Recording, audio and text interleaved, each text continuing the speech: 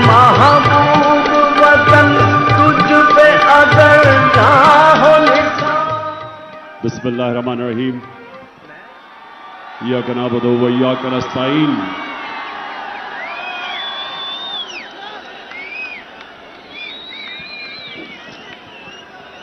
मेरे पाकिस्तानियों,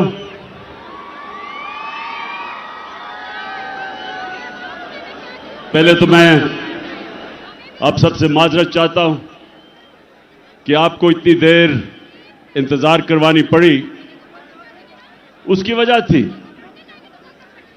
कि मुझे रास्ते से, सड़कों से काफिलों के पैगाम आ रहे थे कि अभी हम सड़कों पे फंसे हुए हैं, तो अपनी तकरीर जल्दी ना करना।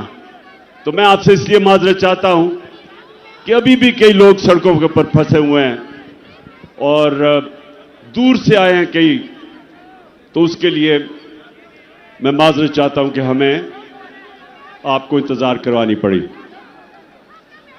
अच्छा, अब मेरे पाकिस्तानियों, मैं जब लाहौर से निकल रहा था तो मुझे दो चीजें सबने कही कि जी आपकी इस वक्त टांग की वो हालत नहीं है कि आप ट्रैवल कर सकें और मुश्किल है, गाड़ी में घुसना चढ़ना मुश्किल है इस वक्त, और इंशाअल्लाह 3 महीने और लगेंगे जब तक ये ठीक नहीं होती। लेकिन दूसरी चीज भी कहते रहे, और उससे भी ज्यादा लोग, कि आपकी जान को खतरा है। और वो लोग, वो 3 लोग, वो 3 मुजरिम जिन्होंने मुझे ये पूरी साजिश करके कत्ल करने की कोशिश की, वो अभी भी बड़े बड़े ओहदों पे बैठे हुए हैं। तो मुझे कहा गया कि वो फिर से वारदात करेंगे, तो आपको घर से नहीं निकलना चाहिए। पहली चीज कि इसमें कोई शक नहीं कि इस टांग के साथ सफर करना बड़ा मुश्किल था, लेकिन मैं इस दूसरी चीज पे खास तौर पे आज अपने नौजवानों को यह बताना चाहता हूं। देखें, मैंने मौत अब बड़े करीब से देखी। जब मेरी टांग पे गोलियां लगी और मैं गिर रहा था, तो जैसे ही गिर रहा था मेरे इधर से गोलियां निकली ऊपर, सर के ऊपर से। अगर गिरता ना तो वो लग जाती। लेकिन मैं जो अपनी कौम को, अपने नौजवानों को आज पैगाम देना चाहता हूं, देखें, अपने ईमान को मजबूत करें। ला इलाहा इल्लल्लाह का मतलब समझें। कोई नहीं है खुदा अल्लाह के सिवा। और जब आप दावा करते हैं कि मैं अल्लाह तेरे अलावा किसी के सामने नहीं झुकूंगा, तो आप जो अल्लाह ने आपको मेरे नबी सल्लल्लाहु अलैहि वसल्लम के जरिए अपना पैगाम भेजा कुरान में, तो उसमें वाज़े उसने लिखा हुआ है कि जब तक अल्लाह की मर्जी नहीं होगी तुम इस जमीन से नहीं जाओगे, और जब उसका फैसला हो गया तो जितना मर्जी एहतियात करो, डरो, छुपो, भागो, मौत से नहीं बच सकता इंसान। तो जब मैं गिरा तो उसी वक्त मुझे पता था कि अल्लाह ने मुझे बचाया। उस वक्त मुझे पता था कि अल्लाह का यह फैसला था कि मैंने नहीं अभी जाना। उसी वक्त अल्लाह का शुक्र किया मैंने। और यह अल्लाह का शान देखें कि 12 लोगों को गोलियां लगी, कंटेनर के ऊपर 12 लोगों को गोलियां लगी। ये फैसल को भी, मैं बल्कि इसको देख रहा था, इसके मुंह से खून गिर रहा था, गाल से। अहमद चट्टा जो मेरे साथ था, वो मेरे साथ गिरा हुआ था। ऊपर और लोगों को गोलियां लगी, लेकिन अल्लाह की शान देखो कि 12 में से एक भी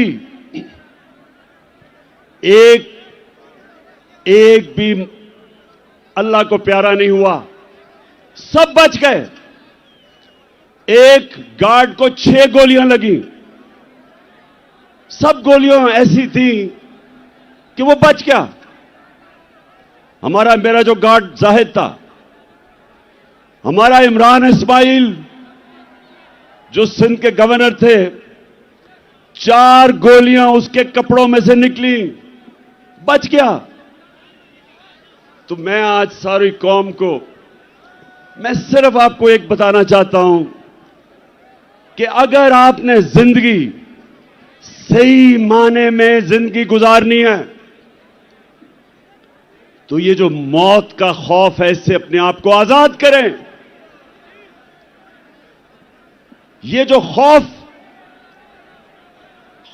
जो इंसान के ऊपर तारी होता है, बड़े इंसान को एक छोटा सा इंसान बना देता है। खौफ एक कौम को गुलाम बना देती है। ये जो मरने का डर है, मुसलमानों की तारीख में जो सबसे बड़ा सानिया हुआ, हजरत इमाम हुसैन का करबला में, तो कूफा के लोगों को पता था कि हजरत इमाम हुसैन राय हक पे खड़े हैं, लेकिन यजीद का खौफ था, उसके जुल्म का खौफ था, नहीं मदद करने के लिए आए। और मुसलमानों की तारीख का सबसे बड़ा ट्रेजेडी सानिया हुआ। और ये जो खौफ है, ये इंसानों को गुलाम बनाता है। जिल्लत का खौफ कि जी मुझे जलील कर देंगे। मुझे पिछले 7 महीने में, बल्कि मेरे 26 साल की सियासत में, कितनी इन्होंने कोशिश की मुझे जलील करने की, हर किस्म की किरदार कुशी की, कोई मौका नहीं छोड़ा कि किसी तरह इमरान खान को हम जलील करें, क्योंकि यह हमें चोर कहता है। और आज आप सब सामने, मेरे सामने इस तादाद में पब्लिक, कितने वजीर आजम आए हैं और गए, किसके लिए कौम निकली ऐसे जो आज आप मेरे लिए निकले हैं? इससे क्या साबित होता है कि इज्जत अल्लाह के हाथ में है, कोई आपको जलील नहीं कर सकता। और खास तौर पे तीसरी चीज जो रिस्क, कितने ताकत में बैठे हुए लोग अपने नीचे जो तनख्वाहदार होते हैं उनसे गलत काम करवाते हैं, और वो गलत काम करते हैं अपनी नौकरियां बचाने के लिए, क्योंकि उनका ईमान नहीं कि अल्लाह के हाथ में रिस्क है। अल्लाह ने ये 3 चीजें इसलिए अपने पास रखी हैं कि वो आपको आजाद करना चाहता था। जो ला इलाहा इल्लल्लाह है, जब तक आपके दिल में इसका मतलब नहीं आएगा, ये आपको आजाद नहीं करेगा। और सिर्फ आजाद इंसान बड़े काम करते हैं, आजाद मुल्क ऊपर परवाज करते हैं। गुलाम सिर्फ अच्छी गुलामी करते हैं, गुलाम की परवाज नहीं होती, सिर्फ आजाद इंसानों की परवाज होती है। मैं इसलिए आया, मुझे मौत की तो फिक्र नहीं थी, फिक्र ये थी जो मेरी टांग का मसला है, इसने मुझे मुश्किलें डाली। चढ़ने में, उतरने में, लेकिन मैं आया इसलिए कि मेरे पाकिस्तानियों, आप आज एक डिफाइनिंग मोमेंट पे खड़े हो। आज आप क्रॉस रोड्स पे खड़े हो, फैसला कुन वक्त पे खड़े हो। आज आपके सामने दो रास्ते हैं। आज मेरी कौम, आपके सामने दो रास्ते हैं। जब नमाज में अल्लाह से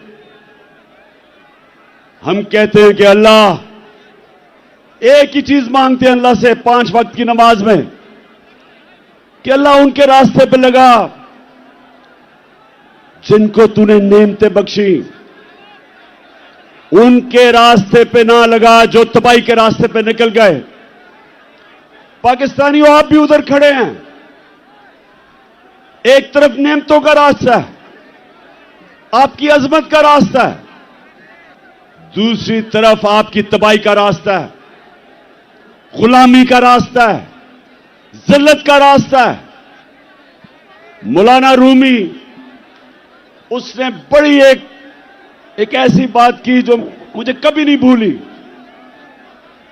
उसने कहा कि जब अल्लाह ने तुम्हें पर दिए उड़ने के लिए, क्यों चूंटियों की तरह जमीन पे रेंग रहे हो? पाकिस्तानियों, अल्लाह ने हमें पर दिए। हमारा मुस्तकबिल यह नहीं है कि हम चूंटियों की तरह रेंगे। जो ऊपर आए फैसला करे कि जी आज तो ये चोर हैं, उनके ऊपर एक्शन ले, गवर्नमेंट गिरा दे। अगले दिन फिर बंद कमरों में फैसला हो कि नहीं जी, मैं अब एनआरओ दे दिया इनको, ये मैं गंगा में नहा के पाक हो गए, और फिर उनको निकाले कि जी चोर हैं, और फिर उनको एनआरओ दे दे। और कौम अगर इस चीज को, अगर हम इन चीजों को, इस जुल्म को, इस नाइंसाफी को अगर कौम तस्लीम करती है, तो वो कौम के अंदर और भेड़ बकरियों में, गाय भैंसों में कोई फर्क नहीं है। इंसान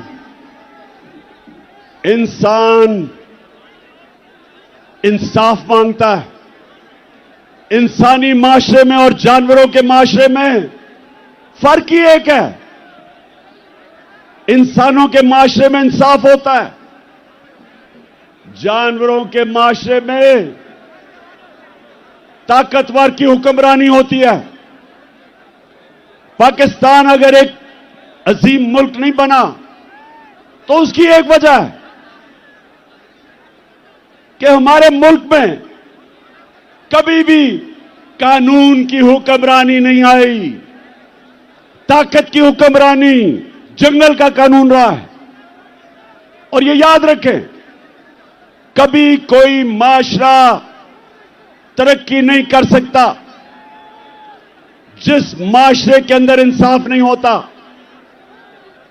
मेरे नबी सल्लल्लाहु अलैहि वसल्लम ने मदीना की रियासत में, और याद रखें अल्लाह का हुक्म है कि मेरे हबीब की सुन्नत पे, उसकी शरीयत पे, उसके रास्ते पे चलो। क्यों अल्लाह ने हमें हुक्म दिया है? हमारी बेहतरी के लिए। जब इल्लामा इकबाल, जब उसने पाकिस्तान का तस्वर किया, तो इल्लामा इकबाल ने सोचा था कि हम एक माशरा खड़ा करेंगे मदीना के रियासत के असूलों के ऊपर। और इल्लामा इकबाल ने बताया कि जब भी मुसलमान माशरा खड़ा होता है, वो वापस उन असूलों पर जाता है, और जब तबाह होता है तो उन असूलों से पीछे हट जाता है। तो पाकिस्तानियों, जब उन्होंने मदीना की रियासत बनाई तो पहली चीज अदल और इंसाफ, कानून की हुक्मरानी, उसके ऊपर उस माशरे की बुनियाद रखी।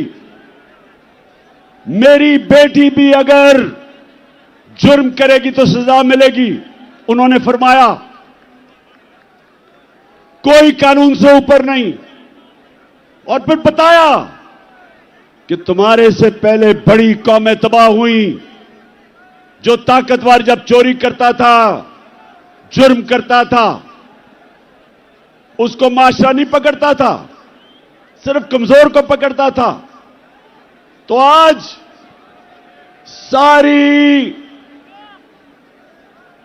सारी दुनिया में आप चले जाएं, सारे गरीब मुल्क देख लें। मुझे मौका मिला दुनिया में गरीब तरीन मुल्क देखने का और अमीर तरीन। फर्क एक है, गरीब मुल्कों के अंदर इंसाफ नहीं। वहां भी इस तरह के बड़े बड़े डाकू, जरदारी और शरीफ की तरह पैसा चोरी करके बाहर लेके जाते हैं और उनको निजाम नहीं पकड़ सकता। वहां भी सिर्फ छोटा चोर जेल में जाता है। सारे गरीब मुल्कों में देख लें और सारे खुशहाल मुल्कों में चले जाएं, यूरोप जाएं, स्विट्जरलैंड जाएं, स्कैंडिनेविया जाएं, बर्तानिया जाएं, पूछें जो बैरून मुल्क पाकिस्तानी उन मुल्कों में रहते हैं, उनसे पूछें क्यों वो आज तहरीक इंसाफ के साथ खड़े हैं, क्यों बैरून मुल्क पाकिस्तानी आज हमारे साथ खड़े हैं, क्यों उनको समझ है मैं क्या कह रहा हूं, क्योंकि उन मुल्कों के अंदर इंसाफ है। यहां से जाके वह पैसा बनाते हैं, वहां खुशहाली आती है, अपने बच्चों को अच्छे स्कूलों में पढ़ाते हैं। क्यों?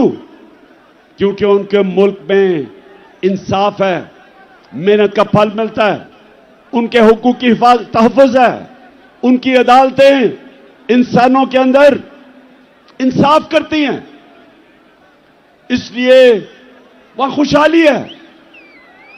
और गरीब मुल्कों के अंदर, हर गरीब मुल्क अब चले जाएं, उनके बड़े बड़े वजीर, वजीर आजम, उनके सदर मुल्क से पैसा चोरी करके बाहर ले जाते हैं। हर साल 1700 अरब रुपया गरीब मुल्कों का चोरी करके, उनके ही साहिब इख्तिदार चोरी करके अमीर मुल्कों में ऑफशोर अकाउंट्स में ले जाते हैं। गरीब गरीब होता जा रहा है, अमीर मुल्क अमीर होते जा रहे हैं।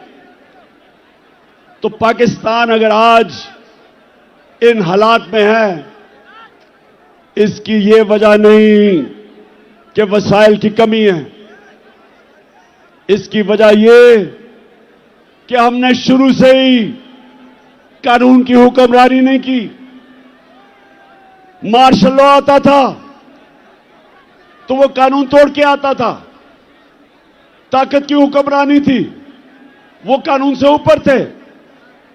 लेकिन ये जो दो खानदान जिन्होंने 30 साल इस मुल्क पे हुकूमत की,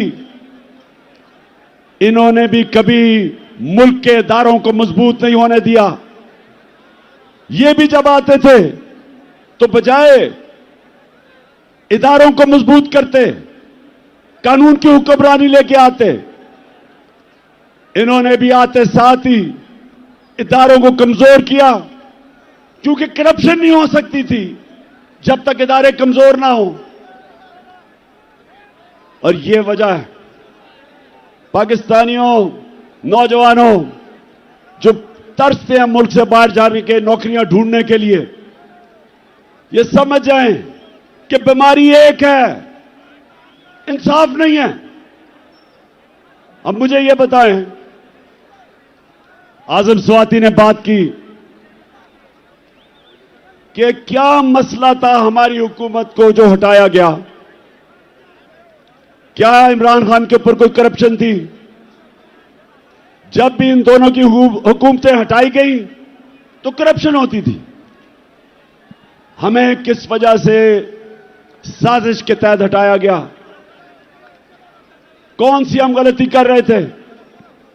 पहले ये जो बैंकरप्ट दिवालिया निकाल के मुल्क का इन्होंने जब छोड़ा 2018 में, पाकिस्तान की तारीख का सबसे बड़ा बैरूनी खसारा 20 अरब डॉलर। हमने मुल्क संभाला, बैरून मुल्क मैं गया, हमारे दोस्त ममालिक से पैसे लिए, शर्म आई मुझे। मैं ये भी आपको बता दूं कि मेरे 3.5 साल में सबसे ज्यादा शर्मिंदगी होती थी जब हमें जाके मुल्क के लिए पैसे मांगने पड़ते थे। शौकत खानम के लिए मैं 30 साल से पैसे इकट्ठे कर रहा हूं, नवल यूनिवर्सिटी के लिए, लेकिन मुझे शर्म नहीं आती थी क्योंकि मैं अपने लोगों से पैसे इकट्ठे कर रहा हूं अपने मुल्क की यूनिवर्सिटी या अस्पताल के लिए, लेकिन किसी और से अपने मुल्क के लिए पैसे मांगना यह मेरे लिए सबसे ज्यादा बायस शर्म थी। और इसलिए कि इन चोरों ने 4 गुना ज्यादा कर्जा चढ़ाया 10 सालों में, हम 8 से और 18 के बीच में। तो पहले हमने मुल्क संभाला, फिर कोरोना आ गया, दुनिया में तबाही मचाई उसने। एक सदी में एक इस तरह का बुरान आता है। हमने जिस तरह कोरोना को संभाला, मदद तो अल्लाह की थी, लेकिन जो हमने फैसले किए, हमने फैसला किया हम शट डाउन नहीं करेंगे। मेरे से सबने तनकीद की, ये सारी ऑपोजिशन तब जब थी, सबने कहा कि मुल्क को बंद कर दो नहीं तो फैल जाएगी। मैंने सबको कहा, एक सवाल पूछा, मैंने कहा मुझे एक जवाब दो कि वो जो छाबड़ी वाला है, वो जो रिक्शा वाला है, वो जो टैक्सी चलाता है, वो जो दिन की दिहाड़ी ले करता है और घर आके अपने बच्चों का पेट पालता है, वो जो कच्ची वादियों में 7-7 लोग एक कमरे में हैं, उनको मैं क्या कहूंगा? उनका जब बंद कर दूंगा तो उनको वो खाना किधर से देंगे अपने बच्चों को? और यकीन करें, ये जो मेरी तनकीद कर रहे थे ऑपोजिशन वाले, कोई जवाब नहीं था।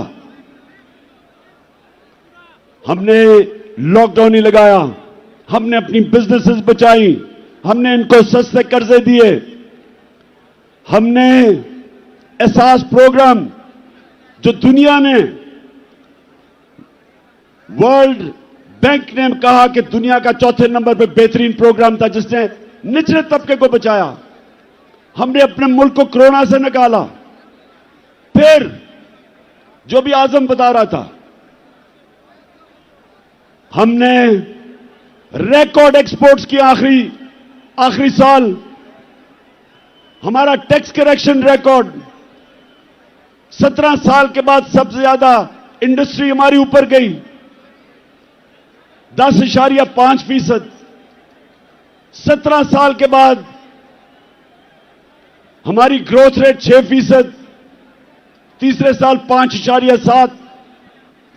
तो हमने तो मुल्क को उठा दिया था, हमने तो किसानों को उठा दिया था। आज किसानों से पूछें कि जितना पैसा किसानों ने हमारे दौर बनाया, उन्होंने अपनी पैदावार पे लगाया, रिकॉर्ड फसलें हुई, 4.5% पे हमारी ज़राअत ऊपर आई 17 साल के बाद। तो मुल्क तो ऊपर जा रहा था। हमने हेल्थ कार्ड लेके आए, पहली दफा पाकिस्तान की तारीख में एक हुकूमत ने आम आदमी का सोचा कि हर घराने के पास 10 लाख इंश्योरेंस हो, किसी भी अस्पताल में जाके गरीब खानदान इलाज करवा सके। पहली दफा गरीबों ने प्राइवेट हॉस्पिटलों में इलाज करवाए अपने हेल्थ कार्ड की वजह से। और हमने 50 साल के बाद पाकिस्तान में डैम्स बनानी शुरू की। 3 बड़ी डैम्स बन रही हैं। अब पता नहीं उनके क्या हालात हैं। पहली पाकिस्तान की जमात जिसने मौसम की तब्दीली के ऊपर काम किया, 10 अरब दरख्त उगाने का प्रोजेक्ट किया। तो मैं ये सवाल पूछता हूं आज कि क्या हमने जुर्म किया था कि बैरूनी साजिश के साथ मिलकर हमारी हुकूमत गिराई? और मैं एक जगह फेल हुआ हूं। मैं 3.5 साल में एक जगह फेल हुआ हूं। मैं ताकतवर को कानून के नीचे नहीं ला सका। जिन लोगों ने इस मुल्क को लूटा था, जिनके ऊपर करप्शन के केसेस थे, मैंने बड़ी कोशिश की, लेकिन नैब मेरे नीचे नहीं थी, वो एस्टेब्लिशमेंट के नीचे थी। नैब वाले मुझे कहते थे कि जी केस सारे तैयार हैं, लेकिन हुक्म नहीं आ रहा। जिनके पास कंट्रोल था वो हुक्म नहीं दे रहे थे। वो इन चोरों से बजाय इनको जेलों में डालने के डीलें कर रहे थे। मैंने हर मीटिंग के अंदर यह बात की कि जनाब, जब तक आप ताकतवर को कानून के नीचे नहीं लेके आएंगे, बड़े बड़े डाकुओं का एहतसाब नहीं करेंगे, या करप्शन खत्म नहीं होने लगी। तो मुझे बार बार जवाब आता था कि इमरान साहब, आप इकोनॉमी के ऊपर तवज्जो दें, इसको भूल जाएं, एहतसाब को। मुझे यह कहा क्या कई दफा कि अच्छा जी, इनको छोड़े, एनआरओ दे दें, इनको नैब के अंदर कानून बदल दें। ये भी जिनके पास ताकत थी, जिनके पास ताकत थी, मुझे अफसोस से कहना पड़ता है कि वो करप्शन को बुरा नहीं समझते थे।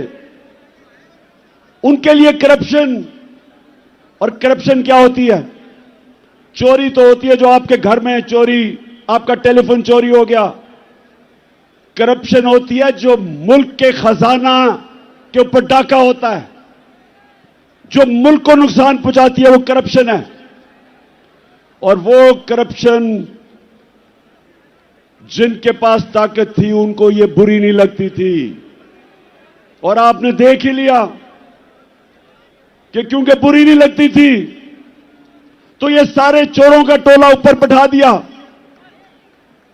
अगर साजिश नहीं भी की थी तो इनका रास्ता नहीं रोका, इनको आने दिया। वो लोग जो बाहर भागे हुए थे, जिनके ऊपर अरबों अरबों रुपए के करप्शन के केसेस थे, बारी बारी इन सबको एनआरओ दिया गया। पहला एनआरओ जनरल मुशर्रफ ने दिया। 4 गुना हमारा कर्जा बढ़ा उस एनआरओ की वजह से। ये वापस आए, दोनों हाथों से इन्होंने मुल्क लूटा। और फिर अब कि एक हुकूमत जो चल रही थी, उसको गिराया।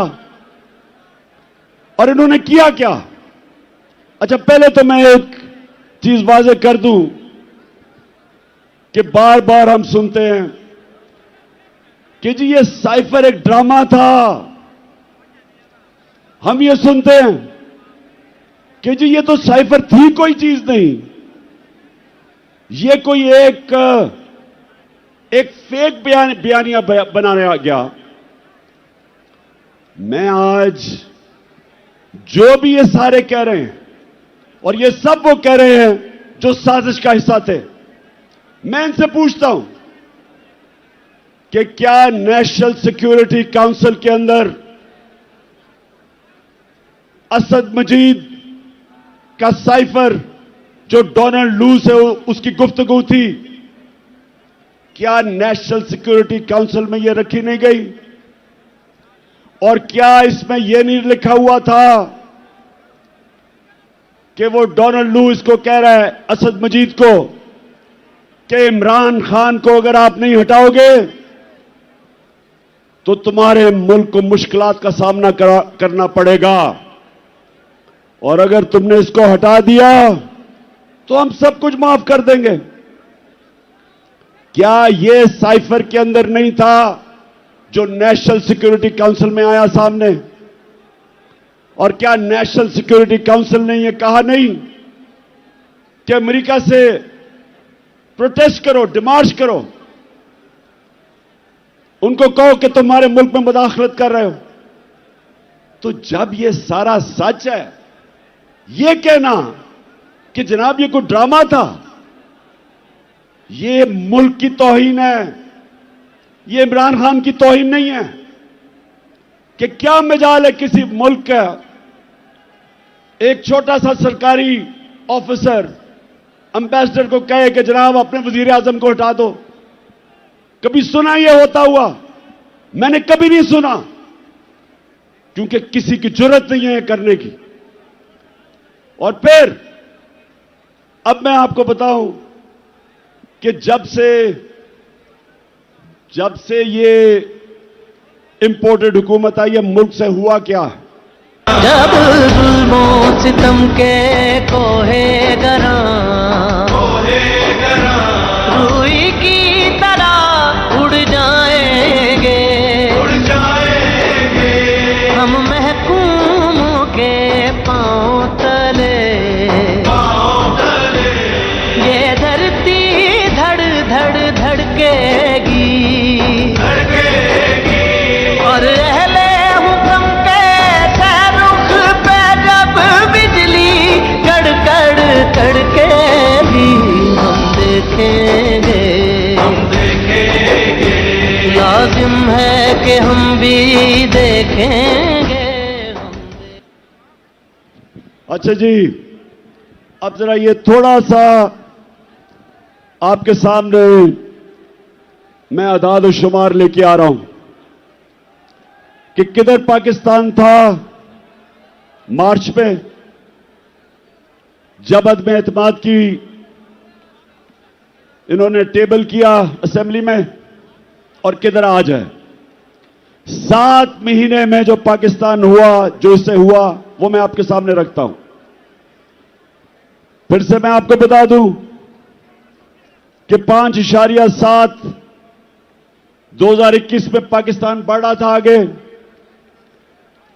और 6% 22 में बढ़ा था। 17 साल के बाद ये पाकिस्तान सबसे तेजी से हमारी इकॉनमी आगे बढ़ रही थी। हमारा जो ज़राअत थे 4.4%, वो भी 17 साल में सबसे ज्यादा। इंडस्ट्री 10.7%, और लार्ज स्केल मैन्युफैक्चरिंग 7.2, ये भी 17 साल में सबसे ज्यादा। हमारी एक्सपोर्ट्स 32 अरब रिकॉर्ड, रिमिटेंसेस 31 अरब रिकॉर्ड, हमारे टैक्स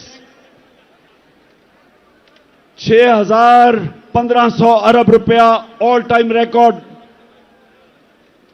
और जो महंगाई थी हमारे दौर पे, जिसको कहते हैं कंज्यूमर प्राइस इंडेक्स सीपीआई, वो 12.2 था, और सेंसिटिव प्राइस इंडेक्स जो महंगाई थी वो 14% थी। अब जब से ये आए हैं, इनकी एसपीआई हमारे दौर में थी 14%, इनके दौर में गई है 45%। 50 साल में सबसे ज्यादा महंगाई 7 महीने में हुई है। और जो सीपीआई है वो 27%, हमारे दौर में 12% थी। और फिर पेट्रोल, आटा, घी, दाल, बिजली, सबकी 100% कीमत बढ़ चुकी है। महंगाई जो आज आम आदमी को सबसे ज्यादा तकलीफ दे रही है, वो सबसे ज्यादा 50 साल में इनके दौर में बढ़ी है। रुपया 178 रुपया था डॉलर जब अदम एतमाद हुआ, आज 240 रुपए। आज ये जरा सुनते जाएं, कि जिन्होंने ये मुल्क में ये चोरों को लेके आए, इन्होंने किया क्या है पाकिस्तान से। मैं सिर्फ इसलिए कह रहा हूं कि ये तारीख याद रखे कि ये जो हुआ है हमारे मुल्क से, इन्होंने जो ज़राअत तेजी से बढ़ रही थी, ज़राअत के अंदर गन्ना 9% कम, चावल 40% कम हुए हैं, कपास 25% कम, और इस वक्त जो हमारी बेरोजगारी है वो 22.5% बढ़ चुकी है। फिर जो सबसे खौफनाक चीज कि आज जो बाहर की दुनिया है उसके मुताबिक पाकिस्तान अपने कर्जे क्या वापस कर सकता है, उसकी रिस्क क्या है, आज 100% से ज्यादा बढ़ गई है। जब हम गए थे तो 5% थी। तो आज बैरूनी दुनिया ने, मार्केट्स ने पाकिस्तान के ऊपर अदम एतमाद किया। 88% पाकिस्तान के जो इन्वेस्टर हैं वो समझते हैं कि हुकूमत के ऊपर उनको कोई एतमाद नहीं। तो मैं फिर से पूछता हूं कि माइशत नीचे, हमारी जमहूरियत, ऑपोजिशन ही खत्म हो गई। जो हमारा लोटा था वो ऑपोजिशन लीडर बन गया, वो नून के टिकट पे लड़ेगा, तो असेंबली भी खत्म। हमारे मुल्क के अंदर जो इदारे हैं, FIA के ऊपर इन्होंने अपना आदमी बिठा के सारे केसेस माफ करवा लिए और उनके ऊपर जुल्म किया, जो कि जिन्होंने इन्वेस्टिगेशन की थी। तो अब कब FIA खड़ी होगी किसी ताकतवर के सामने? नैब में अपना आदमी बिठाया, अपने केसेस माफ। इदारे जो मुल्क की बुनियाद होते हैं वो कमजोर। सबसे ज्यादा जुल्म किया मुल्क की अखलाकियात पे और रूल ऑफ लॉ पे, कि इन्होंने आते साथ ही अपने सारे केसेस माफ करवाने शुरू कर दिए। तो मुल्क में क्या पैगाम दिया कि जो जेलों में लोग भरे हुए हैं उनकी सिर्फ जुर्म यह है कि वो गरीब हैं। ताकतवर सारे बड़े बड़े डाकू बचते जा रहे हैं। मुझे यह बताएं कि उस मुल्क का अब क्या मुस्तकबिल होगा। मैंने जो आज आपको सबको यहां बुलाया, मेरा मकसद आपको यह समझाना है कि हम दो रास्ते पे खड़े हो गए हैं। हम अगर अब चुप करके इस जुल्म और नाइंसाफी को तस्लीम करेंगे, आगे तबाही है। क्योंकि मेरे नबी सल्लल्लाहु अलैहि वसल्लम ने पहले कह दिया था कि जब ताकतवर को एक मुल्क का निजाम, इंसाफ का निजाम नहीं पकड़ता और सिर्फ कमजोरों को पकड़ता, तबाह हो जाता है वो मुल्क। तो तबाही के सामने ये देखें कि रूल ऑफ लॉ तो आज खत्म हो गया ना पाकिस्तान में, और फिर जो अखलाकियात का कत्ल हुआ, अमर बिल मारूफ, हुक्म है अल्लाह का कि अच्छाई के साथ खड़े और बुराई के खिलाफ, तो आज अमर बिल मारूफ तो इन्होंने खत्म कर दिया, बुरों को ऊपर आके बैठा दिया। तो मैंने आपके सामने सिर्फ ये चीजें इसलिए रखी कि आपको सबको अंदाजा हो कि एक हुकूमत जो चल रही थी, जिधर उम्मीद थी लोगों को, नौजवानों को, उस हुकूमत को हटा के इन चोरों के टोलों को ऊपर बैठा दिया। और उसके बाद इन्होंने क्या किया? इन्होंने हमारे ऊपर जिस तरह का जुल्म किया, 25 मई को हमारे सारे इंसानी हुकूक, फंडामेंटल राइट्स, उसकी खिलाफवर्जी की। लोगों के घरों में घुस घुस के ना औरतें देखी, ना बच्चे देखे, ना चादर, ना चारदीवारी, घुस के लोगों के घरों पे उठाया, मारा, धमकियां दी, कई जेल में 11 साल के बच्चे को पकड़ के जेल में ले गए। और मैं अभी मिला मेजर साहब से, मेजर साजिद बुखारी को भी मुझे वो और उनका बेटा मिलने आया। कहता हमारे घर में 3 बजे एकदम बाहर से दरवाजा तोड़ने की कोशिश हुई और कहता अंदर आने हमें धमकियां दी और अंदर कहते दरवाजा खोलो। उसने कहा मैंने उनको कहा है कि पहले वारंट दिखाओ, कौन हो तुम? उसके बीवी बच्चे थे, उसको क्या पता कि 3 बजे कौन आदमी आ रहा है? उसे क्या पता वो कौन था?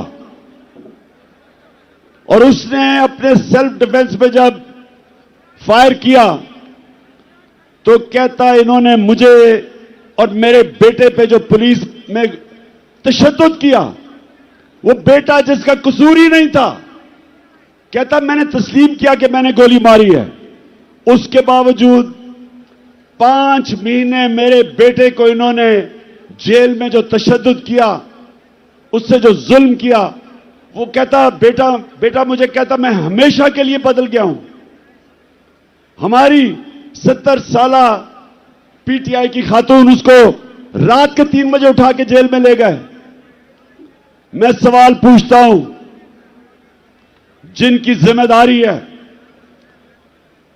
हमारे फंडामेंटल राइट्स की हिफाजत करना, सोए हुए थे, किसी ने कुछ नहीं किया। उसके बाद जो मजीद और जुल्म हुआ, जब एक खास आदमी इस्लामाबाद आया जिसको मैं डर्टी हैरी कहता हूं, उसने जो जुल्म शुरू किया, उसके दौर में जो जुल्म हुआ, सहाफियों को धमकियां, उनको मार रहे हैं, एयाज अमीर जैसे दानश्वर को, समी इब्राहिम, इमरान रियाज मुल्क से बाहर चला गया, साबिर शाकर, मोहित पीरजादा, और फिर जो अरशद शरीफ से किया, ये कभी पाकिस्तान में हमने ऐसा नहीं देखा। जुल्म किया, डराया धमकाया। कसूर उनका क्या था कि वो इमरान खान का मौकफ मीडिया के ऊपर लेके आ रहे थे। खौफ फैलाया गया कि और कोई ना कुछ करे, बाकी लोग डरे। मीडिया हाउसेस बंद किए, उनको धमकियां दी, सोशल मीडिया के बच्चों को पकड़ा, उनको घर से उठा के ले जाते थे, मार फेंटा लगा के घर वापस ले आए। नदीम गुजरावाला से मुझे नौजवान मिला, कहता मुझे घर से उठा के ले गए, मुझे नंगा किया, तशद्दुद किया और कहा कि अगर तुमने आगे से कोई भी इमरान खान के लिए तुमने कोई सोशल मीडिया पे लिखा तो तुम्हें मिसिंग पर्सन कर देंगे। और फिर जो इन्होंने शहबाज गिल को पकड़ के मारा, नंगा किया, तशद्दुद किया, आजम स्वाति ने खुद अपनी दास्तान बताई जो उन्होंने उससे किया। और अरशद शरीफ का कि सबको पता है कि अरशद शरीफ क्यों मुल्क छोड़ के गया था, कौन धमकियां दे रहा था, और फिर उसे कत्ल करवाया, शहीद किया उसे। और मैं अपनी तो बात नहीं करता, मुझे वो मुजम्मिल लड़का याद है जो उस शूटर के पीछे गया था, 3 बच्चों के साथ वो वजीराबाद के जलसे में आया था। उसको जिस तरह कत्ल किया, उसको वो शूटर ने नहीं गोली मारी। मैं अब सबके सामने मौजम शहीद, उसको उसने गोली नहीं मारी। अब जो तफ्तीश हो रही है, उसको गोली और तरफ से आई, और वो जो उसको गोली मार रहे थे वो असल में वो शूटर के लिए थी। 3 बंदूक वाले थे वहां, एक वो जिसने हमारे पे फायर किए, एक वो जिसने सामने से गोलियां चलाई जो हमारे ऊपर से निकल गई, और एक ये जिसने इसको कत्ल करना था, जिस तरह लियाकत अली खान को जिसने कत्ल किया था उसको वहीं उसको वही मारा गया ताकि वो बोले ना। तो रास्ते में बेचारा मौसम आ गया। और मैं आज अभी आपके सामने ये 2 वीडियो चलाना चाहता हूं। मैं चाहता हूं ये जरा गौर से देखें, क्योंकि मुझे पता था, मैं अब जो अपनी बात कर रहा हूं, मुझे पता था ये 3 लोगों ने प्रोग्राम बनाया मुझे मारने का। मुझे पता था, मुझे अंदर से खबरें आई, एजेंसीज के अंदर से, कि पहले ये प्रोपेगेंडा करेंगे कि इमरान ने तौहीन मजहब की, और उसके बाद ये कहेंगे जी दीनी इंतहा पसंद ने इसे कत्ल कर दिया। ये 2 अब वीडियो देखें। ये आज से 2 महीने पहले मैंने ये क्या कहा था, ये देखें। किया मुझे मरवाने का, वो इसके पीछे हैं। इन्होंने फैसला किया कि जी कहेंगे तौहीन मजहब किया, और उसके बाद अगर मुझे किसी ने कत्ल किया तो कहेंगे जी कोई मजहबी जुनूनी ने कर दिया क्योंकि इसने तौहीन मजहब किया। कोई ये कान खोल के सुन लो, मैंने अपनी सारी कौम एक टेप बना के रखी हुई है। जिस वक्त मुझे कुछ हुआ वो टेप आ जाएगी, रिलीज होगी, और वो 4 लोगों के नाम सारी कौम के सामने आएंगे जिन्होंने बंद कमरों में ये फैसला किया और दूसरी कोशिश कर रहे हैं। पहले से इनका प्लान बना हुआ है, मैं आप सबको पहले भी बता चुका हूं। 4 लोगों ने बंद कमरे में फैसला किया मुझे मरवाने का, और वो लोग अभी भी उस साजिश पर लगे हुए हैं। उन्होंने दोनों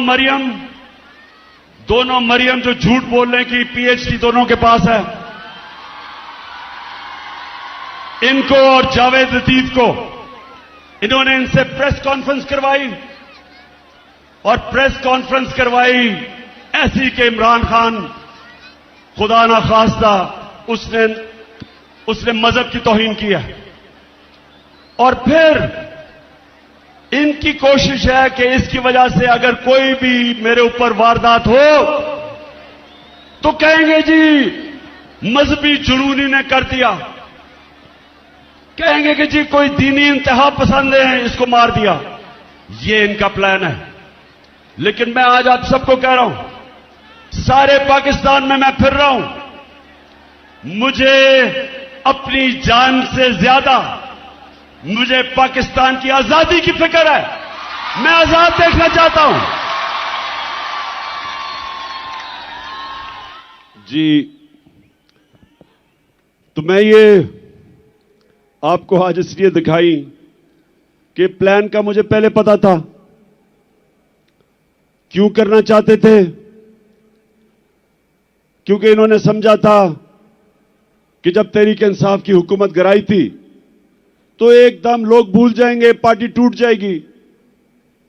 इनके ज़हन में भी नहीं था कि एक बाशऊर पाकिस्तानी पब्लिक बजाय तहरीक इंसाफ को भूलने के लिए उस कौम हमारे साथ आके खड़ी हो गई।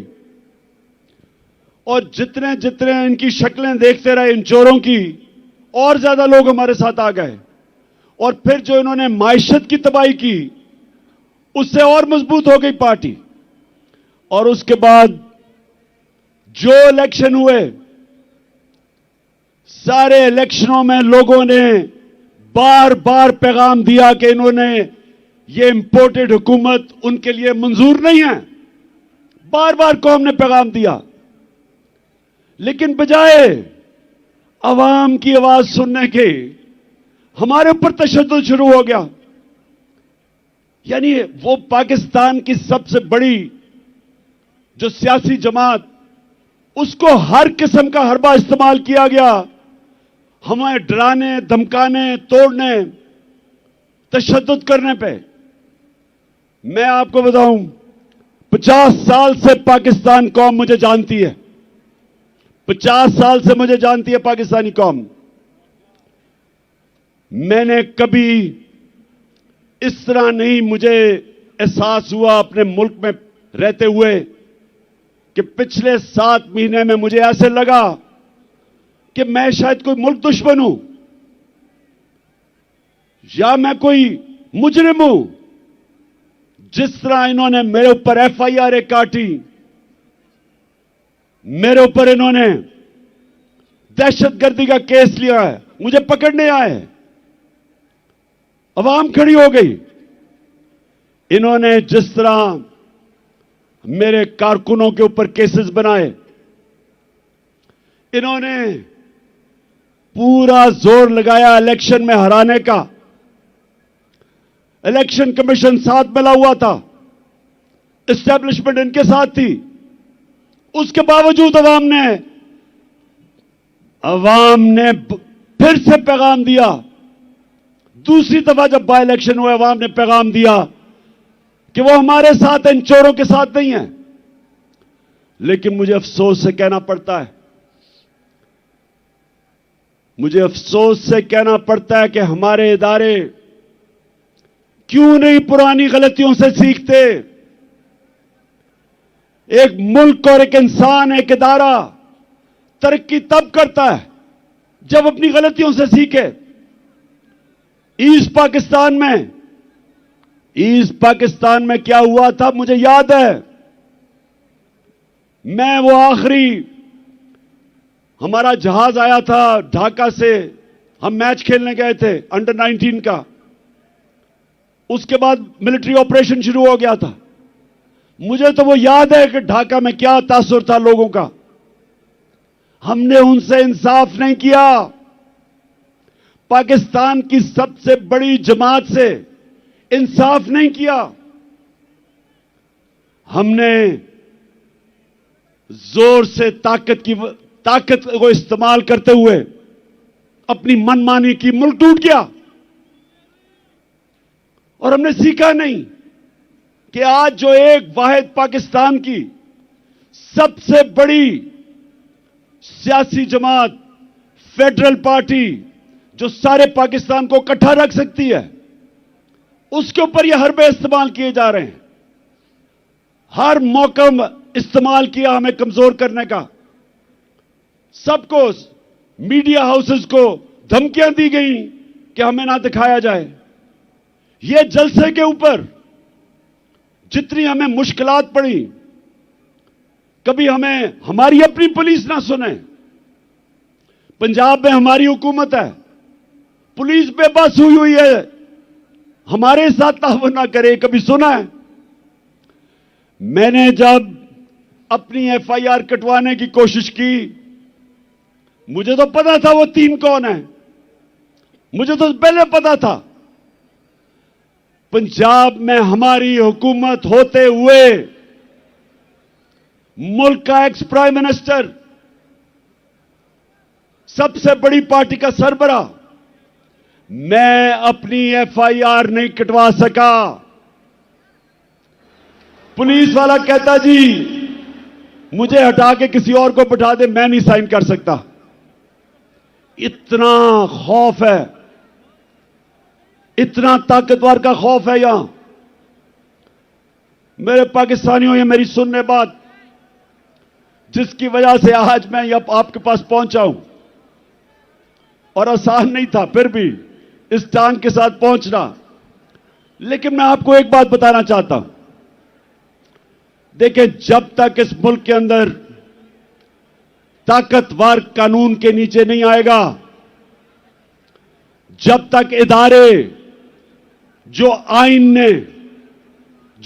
ने उनको लिमिट्स दी हुई हैं, दायरा दिया हुआ है, उस दायरे के अंदर रह के काम नहीं करेंगे, जब तक इदारे अपनी जिम्मेदारियां नहीं पूरी करेंगे, और मैं सब इदारों की बात कर रहा हूं, मैं अपनी अदलिया की बात कर रहा हूं, मैं अपनी मिलिट्री एस्टेब्लिशमेंट की बात कर रहा हूं, जो आपकी ये आज तनकीद नहीं कर रहा, वो मुल्क का दुश्मन है।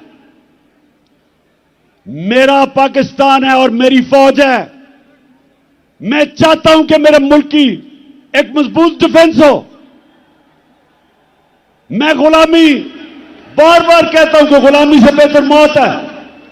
और अगर आपकी फौज मजबूत नहीं होगी, आपकी अगर फौज मजबूत नहीं होगी, तो मुसलमान दुनिया में देख लें क्या हालात है मुसलमान मुल्कों के आज। हमें तो फख्र है कि सारे मुसलमान मुल्कों में हमारी सबसे ताकतवर फौज है। तो जब मैं तनकीद करता हूं अपने इदारों की, अपनी अदलिया की, मैं वो पाकिस्तानी हूं जिसका जीना मरना पाकिस्तान में है। मैंने वो नहीं हूं जो अपने कारोबार और हुकूमत का सीजन लगाने के लिए पाकिस्तान आ जाते हैं या पैसा पूसा लूट के फिर बाहर भाग जाते हैं। सारा टब्बर बाहर बैठा हुआ है, अरबों अरबों रुपए की प्रॉपर्टीज में बैठा हुआ है। जब इनको मुश्किलें पड़ियां बाहर भाग जाते हैं। यह गैर मुल्की कब्जा ग्रुप है, यह सियासतदान नहीं है। मेरा जीना मरना इस मुल्क में है। मैं वो पाकिस्तानी हूं जो 20 साल बाहर रहा, क्रिकेट खेलने की वजह से बाहर अपना वक्त गुजारा। मेरा एक दफा कभी नहीं सोचा कि मेरा कोई घर है पाकिस्तान के अलावा। कभी मैंने तस्वीर नहीं किया था कि मैं कोई और पासपोर्ट ले लूं, क्योंकि मुझे हमेशा पता था कि यह मुल्क है जिधर मैं खुददारी से पढ़ सकता हूं। और मैं ये चाहता हूं कि यह मुल्क हकीकी तौर पे आजाद हो, ताकि अपने ये मुकाम पे पहुंचे। मैं अपने आखिरी खून के तप्पे कतरे तक इस मुल्क के लिए लड़ूंगा। पहुंचा फिर से तू अड़ जा, फिर से तू डट जा, फिर से वो बल्ला घुमा।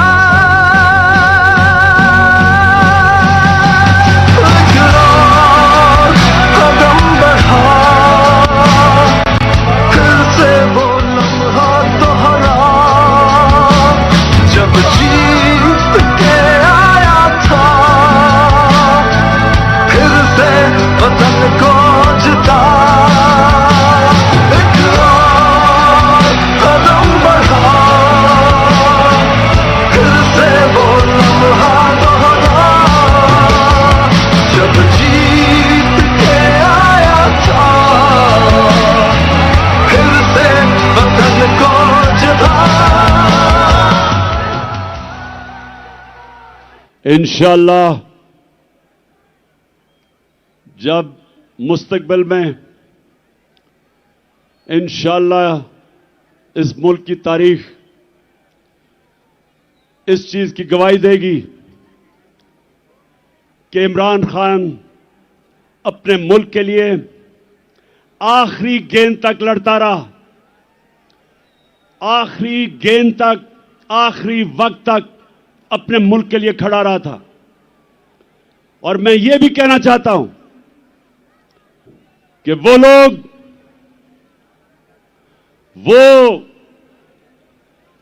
जिसने अपने अहसासों में बड़ा इजाफा किया और इंसानी हुकूक, पाकिस्तान की अवाम के हुकूक को रोंदा, पैरों के नीचे रोंदा, तारीख उसकी तरफ भी देख रही है। तारीख लिख रही है कि उसने मुल्क से क्या किया, क्या उसने इस मुल्क का फायदा कराया, नुकसान कराया, यह सारा तारीख लिख रही है। और मेरे पाकिस्तानियों, मैं फिर से आपको आखिर में अपनी बात अभी खत्म करने लगा हूं कि करना क्या आगे। मैं फिर से आखिर में एक चीज आपको कहना चाहता हूं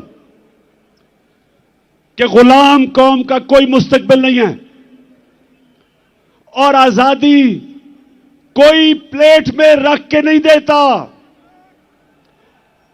आजादी के लिए लड़ना पड़ता है।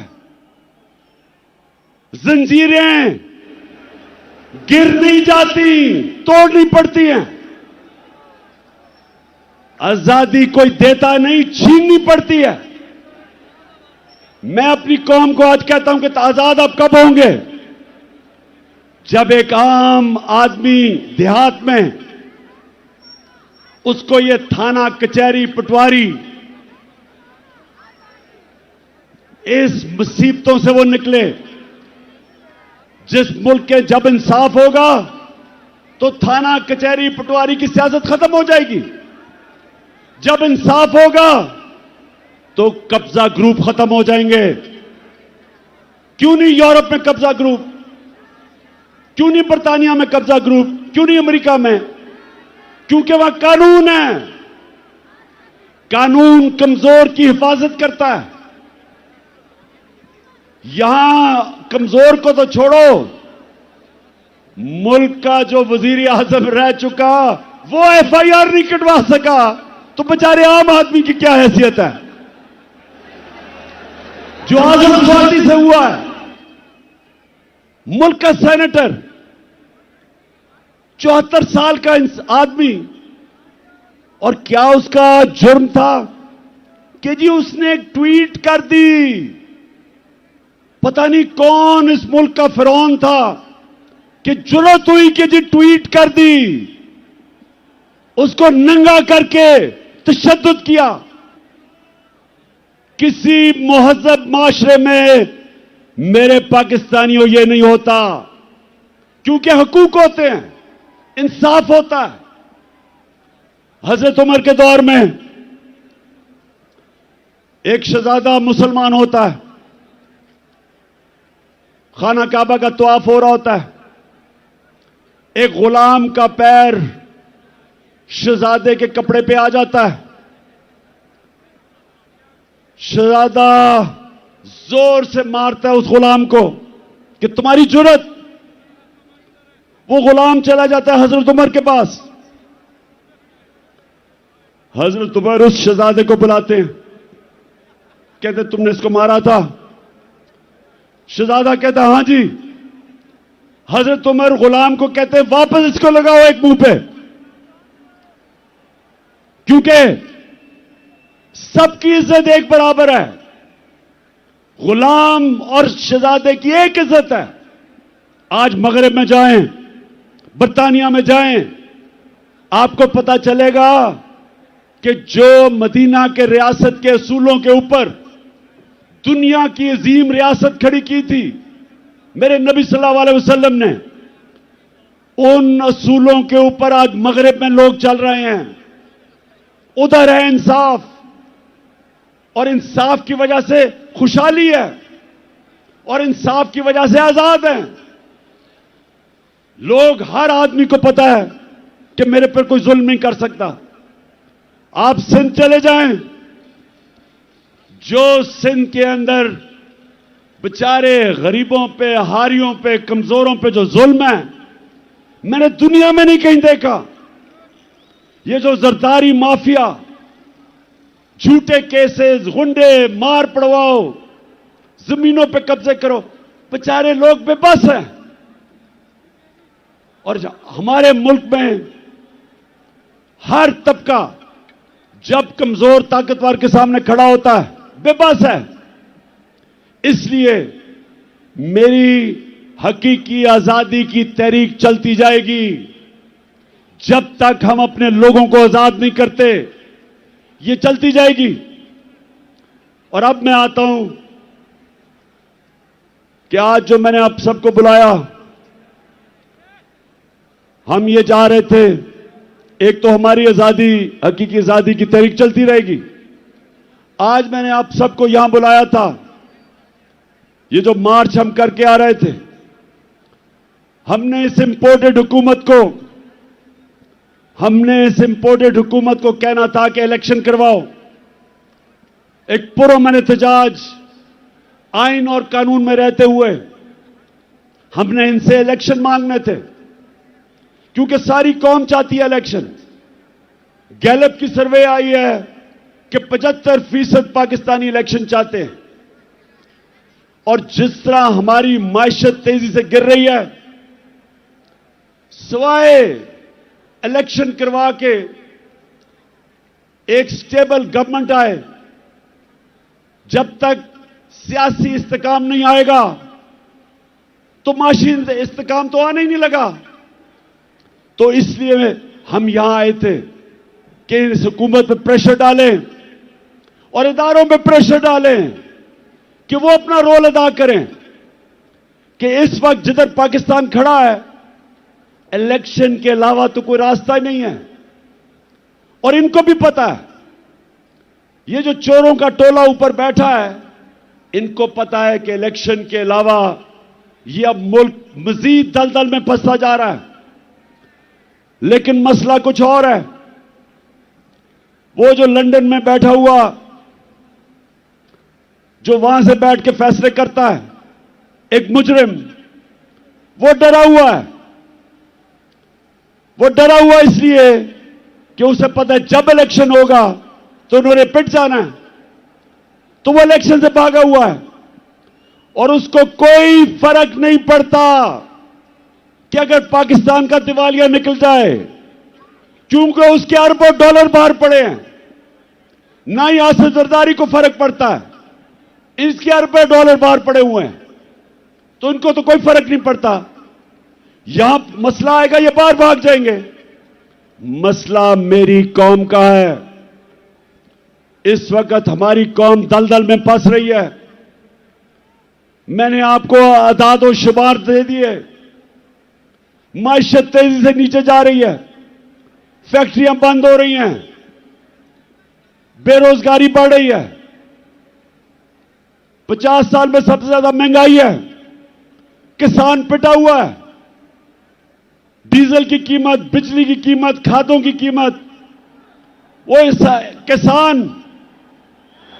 किसान गुजारा ही नहीं कर सकता, उसकी पैदावार गिर रही है, कर्जे बढ़ते जा रहे हैं, रेमिटेंसेस गिर रही हैं, बाहर से जो पाकिस्तानी पैसे भेजते हैं वो कम हो रहे हैं, एक्सपोर्ट्स गिर रही हैं। और जब इंडस्ट्री बंद हो रही है तो सवाल यह है कि इनके पास रोड मैप क्या है? कोई रोड मैप नहीं है। मैं आज यहां इसलिए इनके ऊपर प्रेशर डालने आया था, इनको यह बताने के लिए कि आपके पास कोई रास्ता नहीं है सिवाय इलेक्शंस का।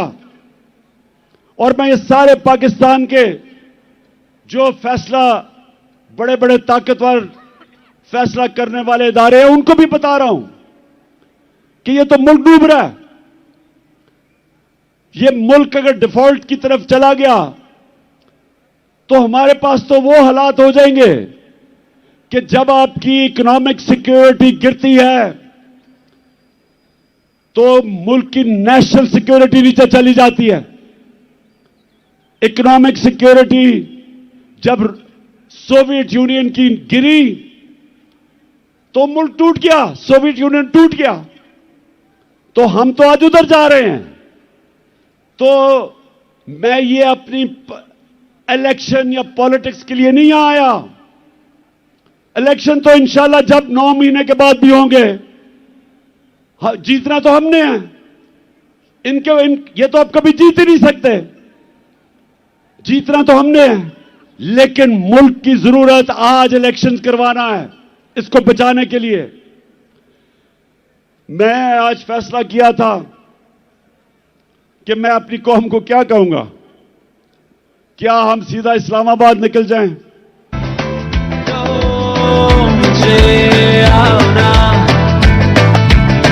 लड़ो मुझे, मेरे दिल में देखो आग, मुझको दिखता अपना ख्वाब, तुमको लगता हूँ मैं क्या ना।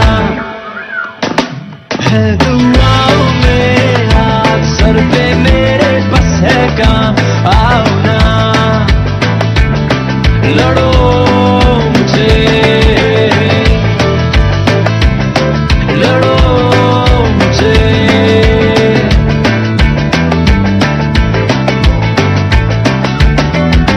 सारी बातें सुन बैठा, जो कहना था कह दिया, लफ्जों से डरता था कभी, शिकवा खुद से कुछ नहीं लगता मुझको। इस्लामाबाद कभी भी जो अवाम का समुंदर है, लोग तो अभी भी सड़कों के ऊपर फंसे हुए हैं। एक हमने फैसला करना है इस्लामाबाद जाना, तो मैं आपको यकीन दिलाता हूं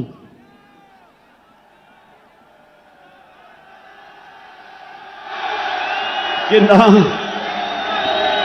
ये बर्दाश्त कर सकते हैं। जितनी भी पुलिस आप जमा कर लें, जब लाखों लोग इस्लामाबाद में जाएंगे कोई नहीं रोक सकता उनको। लेकिन मेरे पाकिस्तानियों, मेरी जितनी भी 26 साल की सियासत है वो मैंने आइन और कानून के बीच में की है। मेरे लिए इन 7 महीने में बड़ा आसान था कि हम वो श्रीलंका वाला हालात पैदा कर देते। हमने 65 जलसे किए, कभी पाकिस्तान के जलसे में इतने लोग नहीं आए, लेकिन पब्लिक आती थी और पुरअमन तरीके से ये बताते हुए कि हम इन चोरों को कबूल नहीं करेंगे, फिर पुरअमन तरीके से वापस चली जाती थी। मेरी पूरी कोशिश रही कि मैं किसी किस्म का इंतशार अपने मुल्क में ना पैदा करूं, क्योंकि वैसे ही माशी हालात बुरे हैं। अगर यहां तोड़ फोड़ शुरू हो गई, सबके हाथ से गेम निकल जाएगी। 25 मई को जब इन्होंने हमारे ऊपर तशद्दुद किया और जब 26 की सुबह मैं इस्लामाबाद पहुंचा, तो मुझे पता था कि अगले दिन इंतशार होगा। मैंने सिर्फ इसलिए अपनी मार्च कैंसिल की कि मुझे पता था कि अगर हम इस्लामाबाद धरने देने का फैसला कर लें तो अगले दिन तबाही होनी थी, खून होना था। इसलिए मैंने वो मार्च कैंसिल की। आज मैं इसलिए फैसला कर रहा हूं कि वहां नहीं जाना, क्योंकि मुझे पता है तबाही मचेगी, नुकसान मेरे मुल्क को होगा। लेकिन जो मैंने फैसला किया अब ये कि हमने अब इस निजाम का हिस्सा नहीं रहना। मैं अपनी सारी चीफ मिनिस्टर्स, अपनी पार्लियामेंट्री पार्टी से अब मिलूंगा और हमने फैसला किया है कि हम सारी असेंबलियों से निकलने लगे हैं।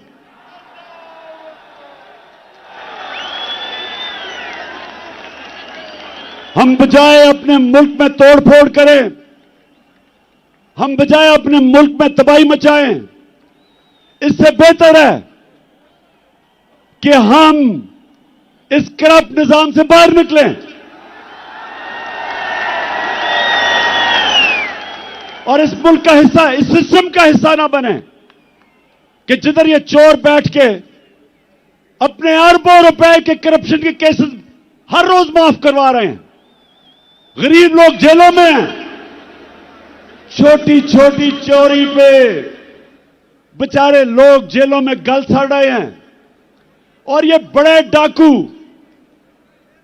अरबों रुपए की चोरी अपनी माफ करवाने के लिए पहुंच जाते हैं।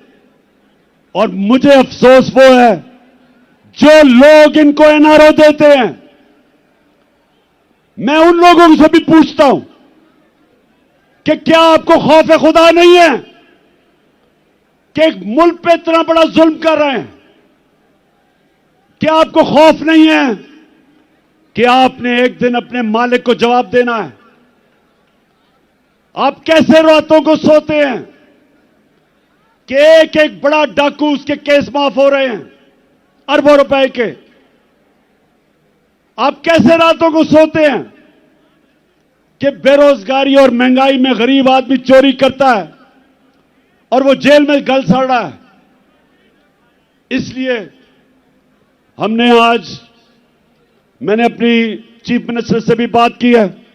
मैं अब अपनी सारी पार्लियामेंट्री पार्टी से मीटिंग शुरू कर रहा हूं और इंशाअल्लाह आने वाले दिनों में हम अनाउंस करेंगे जिस दिन हम सारी असेंबलियों से बाहर निकल रहे हैं।